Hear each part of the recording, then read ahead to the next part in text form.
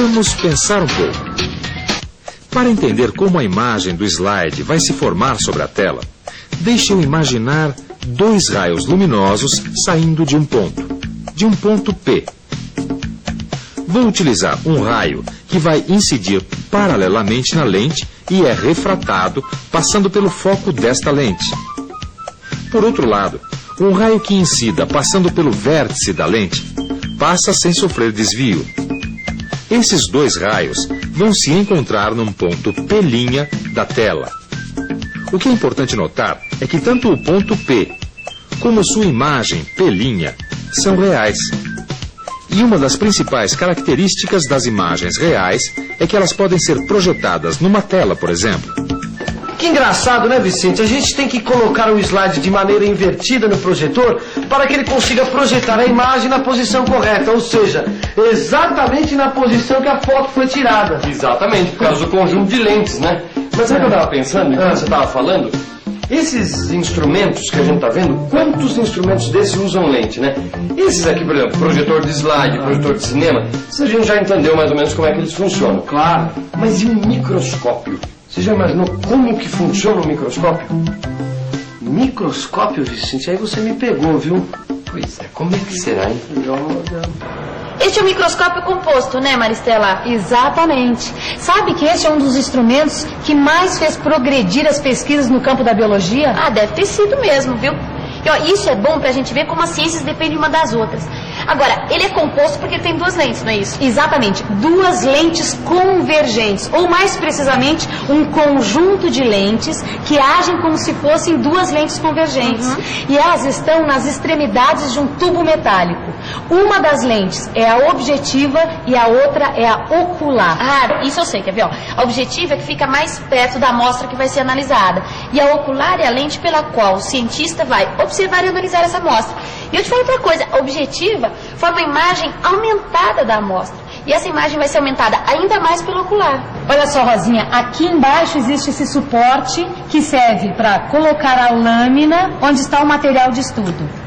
Certo? Aqui mais embaixo existe um espelho que serve para iluminar o material que está sobre a lâmina. E dentro desse microscópio, como é que ocorre a formação da imagem? Bem, é um processo semelhante aos outros casos, onde os pontos luminosos do objeto em estudo emitem raios que atingem a objetiva. A objetiva forma uma imagem real de algo que esteja sendo pesquisado, uma célula, por exemplo. Em seguida, a segunda lente forma uma nova imagem da primeira imagem. E é esta imagem virtual final que o observador vê. Imagem que é muito maior do que a célula original que ele está observando.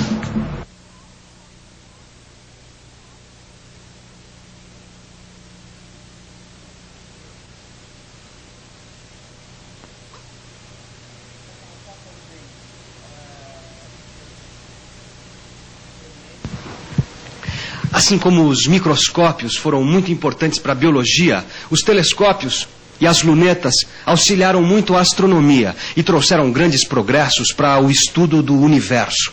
Bem, na verdade, uma luneta astronômica e um microscópio são muito semelhantes. Ambos possuem duas lentes convergentes. Cada uma dessas lentes fica numa extremidade de um ou dois tubos.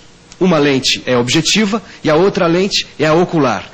A grande diferença entre esses dois instrumentos, como não poderia deixar de ser, está nas distâncias focais das objetivas. Neste tipo de luneta, a objetiva forma uma imagem real do astro que se está observando. Como esse astro está a uma distância muito grande, vai se formar praticamente no foco a imagem F1 da objetiva.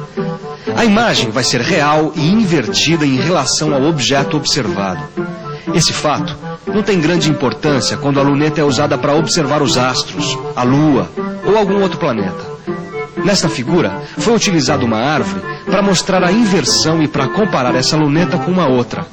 É a luneta terrestre, que exteriormente não tem muita diferença da luneta astronômica, mas ao contrário desta, não inverte o sentido dos objetos observados. A diferença principal das duas está na ocular. Enquanto as lunetas astronômicas usam lentes convergentes, as terrestres usam lentes divergentes. Os raios luminosos vindos dos objetos formam, por assim dizer, uma imagem real perto do foco da objetiva. Mas, na verdade, esta imagem não pode ser formada, pois antes disso, os raios vão encontrar a ocular. Entretanto, é justamente essa imagem que vai servir de objeto virtual para a ocular.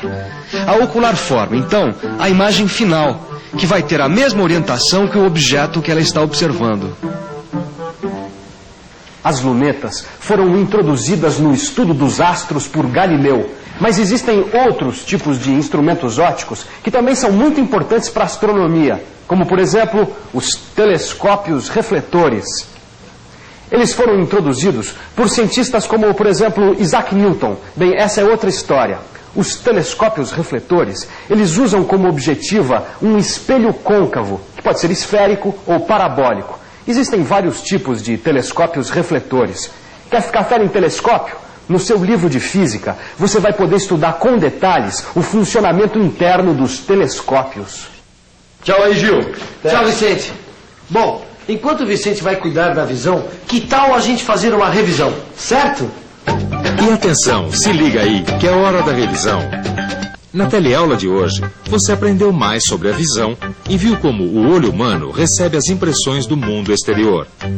Aprendeu também como funcionam diversos instrumentos de ótica, como a lupa, o projetor de slides, o microscópio, as lunetas astronômica e terrestre e os telescópios. Bom, agora é com você. Aprofunde todas essas informações com o auxílio do seu livro de física e boa sorte. Até a próxima. Tchau. Tchau.